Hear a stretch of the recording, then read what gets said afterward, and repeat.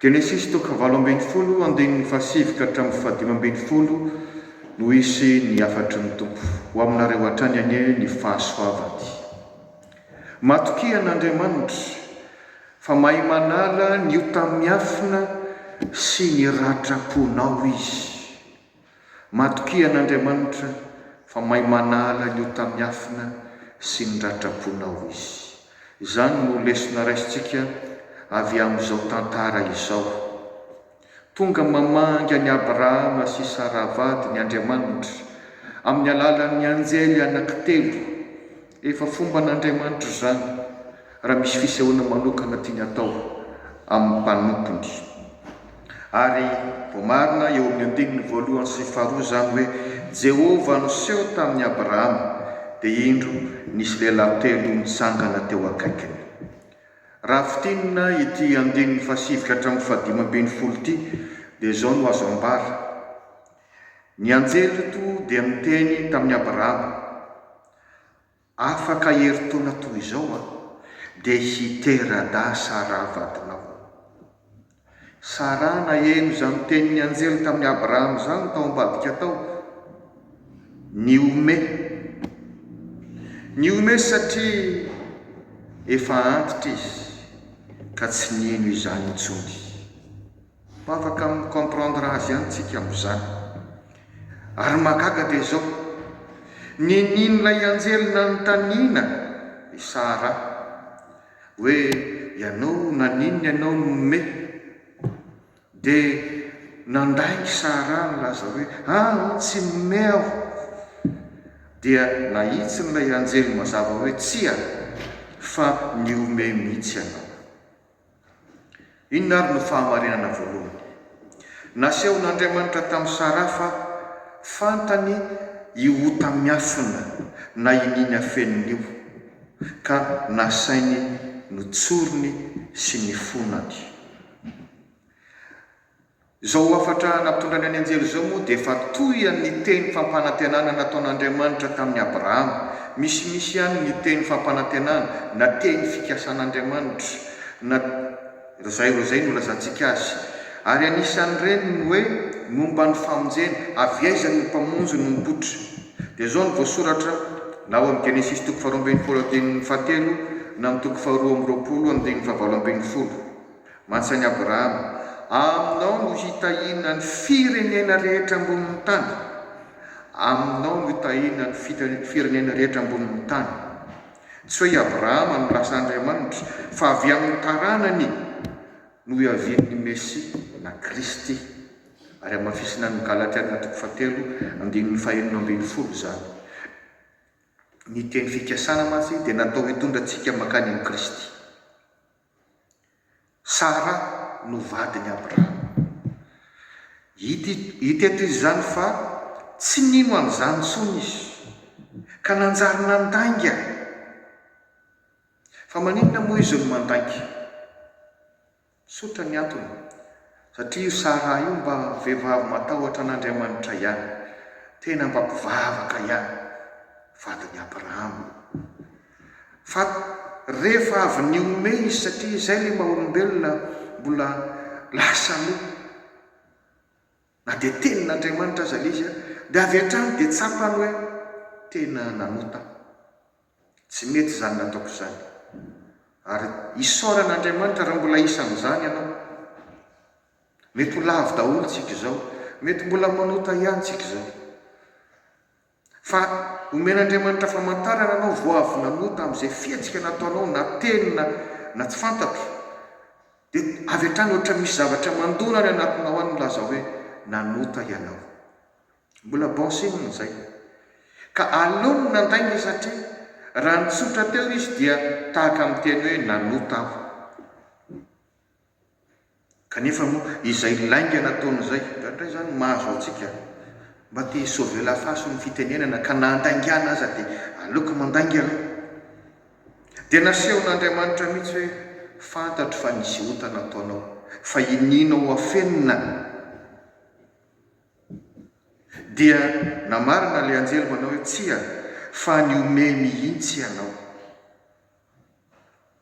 Sika koa moa matetika azo an'izay fakapana zay hoe sy rehefa afenina le ota ka tsisy mahita dia tsy maninona fa toizako ihany. Ho ny taolo izay hoe tsy ny tany ny fady fa ahoana ozy ny vavam-bahoaka, kanefa dia manimba tsika tsikelikely izy io. Izany ny te mitsika ao anatintsika ao, mampisaraka, lasa tafasaraka amin'Andriamanitra. Zao tokony resaka ifandray tsara amin'ny anjely, mba zany hoe tokantranonao vangin'ny anjely, tokony zavatra mahafinaritra, tokony fifaliana be, lasa mifampiafinafina. Ary zany isika rehefa hoe miezaka miala amin'Andriamanitra, mbola misisika amin'ny ota ihany, fa inina aferina fotsiny zany. Nasehon'Andriamanitra amin'ny alalan'izao anjely zao hoe fantatr'Andriamanitra io tamin'ny afina ataonao io, ary no masoanao dia ny mitsotra.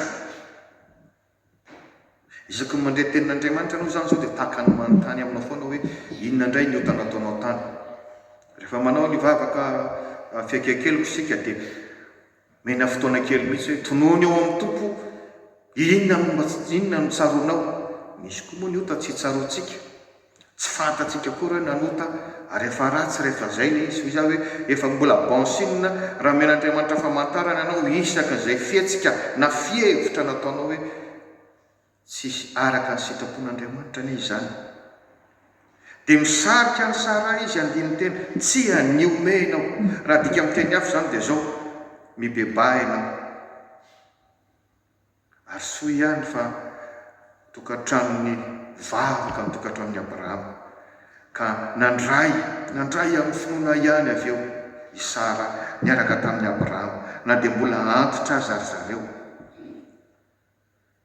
Ary isika rehefa hoe mihaona amin'Andriamanitra ka hamela ny helotsika izy, tsy hoe avy hatrany dia fafana dia samy miala, fa tsy mamela ny helotsika Andriamanitra raha tsy isika aloha mahatsiaro hoe nanota. Matoa tonga mibebaka na mifona amin'ny ota izay nataonao, dia ianao mihitsy izay no natsapatena hoe nanota, ary dia mitsotra n'le izy tononinao mihitsy. Izany ny antony antsoinantsika nonona, izay ny mpitarika amin'ny fotoana mety tsy mahalala hoe inona izay ota nataonao izay, fa ny tompony na amin'ny famantarana anao hoe zao le ota nataonao, dia tononinao mihitsy. Ary raha ny marina azy dia arahanao fampanantenana hoe hiezaka hiala amin'iny, fa hiroso amin'izao aho. Zany hoe tena miova fanapahan-kevitra, miova lalak'izorana, miova direction. Zay le atao hoe mibebaka. Tamin'ny direction anao taloha todi-kivoa miverina aty aoriana indray ianao. Ka karazana dinika raha tany amin'ny fiangonana Rahavavy Katolika dia hoe confesse ve, izao ataon'Andriamanitra amin'ny alalan'ny anjely tamin'ny Sara zao. Sara miezaka manafina ny otany, ny ao ambadiky le izy, noho ny tsy finoana intsony, noho ny tsy fanahana fanantenana intsony, dia voatery mandainga miafina amin'Andriamanitra. Moa tsy mampatsiaro ny Adama sy Eva rehefa avy nanota tamin'Andriamanitra dia niafina, dia modin'Andriamanitra ny tanina, nefa Andriamanitra mahita ny zavatra rehetra. Aiza moa ianao ry Adama? Miafina rehefa tafasaraka amin'Andriamanitra. Tandremo fa mikika ao anatintsika tsikelikely io dia hampisaraka anao amin'Andriamanitra. Zay ny tanjony io. Atao hoe mampalahelo moa rehefa hita hoe mbola betsaka ny W tsisy mipetraka, fa mety betsabetsaka ihany nandalo teo, fa rehefa misisika amin'izay fisarahana amin'Andriamanitra zay ny olona dia tafasaraka tokoa. Ny fahamarinana faharoa sady farany dia zao: te hanasitrana ny ratraponao sy ny fahakivinao Andriamanitra. Te hanasitrana ny ratraponao sy ny fahakivinao Andriamanitra. Azo takarina ihany ilay langy atao amin'ny Sara. Efa ely izy no naniry anan-janaka, efa ratrapony tao zany, ary efa antitra izy zao. Raha le fomba fijery maha-olombelona sy ara-siantifika dia efa hoe zavatra tsy azo inoana intsony izany tenin'Andriamanitra nampitondrain'ny anjely izany. Niteraka ratrapo alahelo tao anatin'ny tao zany, ary ny olona ao anatin'ny alahelo lava, ao anatin'ny ratrapo lava dia tsy matokitoky intsony. Mandeha ho azy ohatran'ny matematika zany revana, tsy tehana tena intsony, aleo tsy misy. mivadika masika ary mandratrandray aza izy.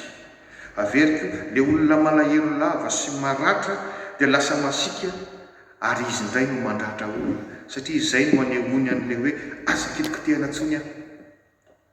Zareo nge le biby rehefa tratran'le fandrika na le piège, mety ho liona na mety ho orsa, dia io fa voaraikitry le vy fandrika ny tanany ohatra na ny tongony dia efa maratra, efa miletika mihitsy le izy. Dia raha tonga ianao zany zao mba mahita an'le izy malahelo dia hamonjy azy, dia ahoana ny ataony tonga dia faly be izy. Tena vao makizy masika be, vao makizy ohatran'ny hoe te hihinana anao satria efa mamy izy, efa maratra ny fony, ao anatin'ny alahelo lava izy. Zay no mahatonga milazany hoe ny olona mijanona ela ao anatin'ny alahelo sy ny ratrapo dia miomana fa ianao zay lasa handratra olona koa. Ka tsy tsara zany toeran'izany, fa aza mijanona ela amin'izany ianao, miala amin'izany toeran'izany, fa manindro zany. Ndraindray mantsy everitsika io mampetipety atsika izy io, za tsy azo amin'izay, tsy azo adalaina ntsony, tsy misy sa manatonatona ntsony. Amin'izay mampalahelo dia ampiana foana, dia zalo no enona foana. Fa tena manimba ny fijanonana ela. Sara raha ny marina, rehefa tsy hitany fa tsy niteraka tamin'ny Abrahama ntsony izy dia Iagara mpanampiny. Izy ny tompony io hevitra io fa tsy Abrahama, no narosony hoe andany ianao miaraka amin'ny Abrahama vadiko raha izay no azona zaza. Dia nahazona zaza tokoa, nahazona ny Isaka. Fa rehefa aveo izy ihany no manao ny toetra tsy zaka rehetra amin'ny Sara. Mila ady, mila vanina. Io ilay teneniko aminao hoe misy ratrapo ao anatiny ao, misy alahelo, misy lompo. Dia ohatrany hoe manana lompo amin'Andriamanitra foana ianao, dia manana lompo amin'ny olona eo akaikinao ianao. Ray ny tena loza, zay mifanerasera aminao no anananao lompo. Dia izany ilay fonao lasa hitoerana loto tahaka izany. Dia tsy mahita fiadanam-po ianao, tsy ahita fiadanam-po ianao, fantary Jesosy io. Ary zay no mahatonga an' Jesosy milaza mazava hoe makanesa ty amiko anareo zay miasa fatratra sy mavesatretana, fa izao no hanome anareo fitsarana. I fitsarana io ilay fiadanam-po, fifaliana. Fa tsy hoe vao mahita olona dia ohatrany mialona, dia ohatrany te hihinana tahaka n'ilay biby maratra. Ary le entana maro eto tsy hoe entana vaky teny hoe dia valizy be anankiroa, fa le vesatry ny alahelo sy ny lolompo. Eny mety ho ratrapo koa, dia tehirizonao anatinao ao. Fantatr'Andriamanitra tsara zany zavatra mampalahelo any Sara zany. Tsy nanameloko ane izy ny marina, fa nininona nitsy azy mba hiala ao anatiny zany, fa mamesatra azy ka manjary misy fiatraikany hatramin'ny finoana, tsy mino ny tenin'Andriamanitra. Zany nge ny zava-doza hoe mba makaty am-piangonana ihany, mba misoratra ny kristianina ihany, fa tsy mandray am-po ny tenin'Andriamanitra. Karazana terapia zany zao nataon'Andriamanitra tamin'ny alalan'ny anjely zao hoe misy zavatra maloto ao anatinao ao, dia ampiresahany, asainy avoaka, ary avoaka amin'ny fahatokisana. Averika any tahaka an'ilay hoe raha makany amin'ny opera dia mikonfesy avoaka le izy, ary rehefa matoky an'ilay olona zay amohanao zany ianao dia efa matsiaro misy fahamavanana sahady. Fa mihoatra noho izany, raha Andriamanitra no amohanao izany amin'ny fahatsoram-po. Moa misy zava-magaga tsy an'Andriamanitra atao va? Hoy ny 5:40 amin'izao afatry ny anjely amin'ny Abrahama sy Isaka izao. Dia isika fiangonana nge zany. Ary milaza aminao aho fa mamizana lavitra ny entana na ny vesatry ny alahelo sy ny ratrapo. Tehirizinao lava ao ny lolompo, teanao varifaty noho ny hoe mitondra entana mavesatra. Ny entana mavesatra rehefa reraka ianao azonao apetraka eo. Fa ilay zavatra mandratra ny fonao sy ny sainao, raisinao tena ho lolompo, mahatonga anao masika sy te handratra olona, manaraka anao foana namandrona amin'ny fo. Eny am-pandriana azy anao mila tsy ahita tory, satria mbola ao aminao zany, tsy nangatahanao na ny esoran'Andriamanitra an'izany. io lolo-posy alahelo tehirizina ao ampo io a otania zany e. Ary ny ota dia tahaka ny fako, masala zany hoe fako mihitsy. Rehefa misakafo tsika misy zavatra tsy levina, tsy laitra ny nifitsika na tsy fantako dia avoaka aota le ratsy dia lasa fako iny, mahana fako daholo tsika ao an-trano io.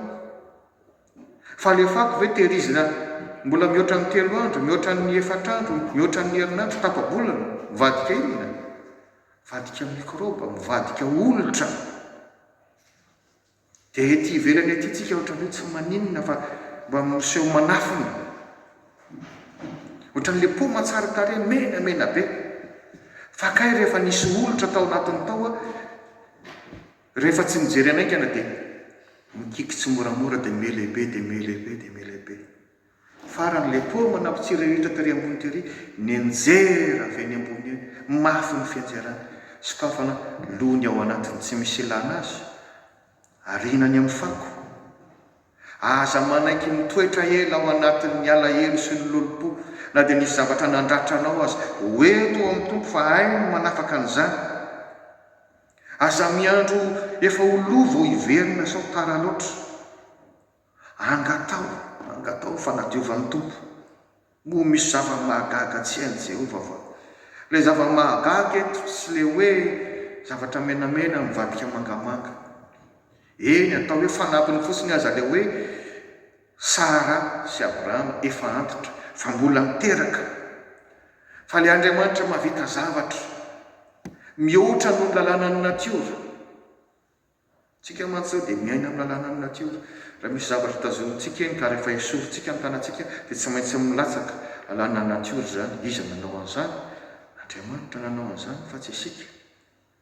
Fa rehefa tonga izay zavatra tenenin'Andriamanitra ary tanterahany dia tsy voasakan'izany lalànan'ny natiora zany. Izay le zava-mahagaga.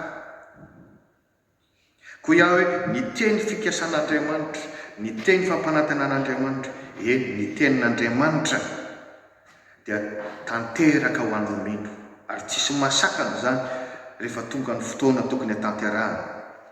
Tahaka ny eto ny amin'ny hoe avy amin'ny taranakao no tahina ny firenena rehetra, dia avy amin'ny zanaky Abrahama sy Sara fa tsisy Agara kory, dia avy amin'ny Isaka zany fa tsisy Ismaela kory. Ary mamaky ny tantara ianao toy anjereo ny Genesis 2:20, tera-dadiko Sara, Isaka no anarany, ary isan'ny razamben'i Jesosy Kristy izany Isaka izany. Averiko ihany, Jesosy Kristy no tanjo ny teny fikasan'Andriamanitra rehetra.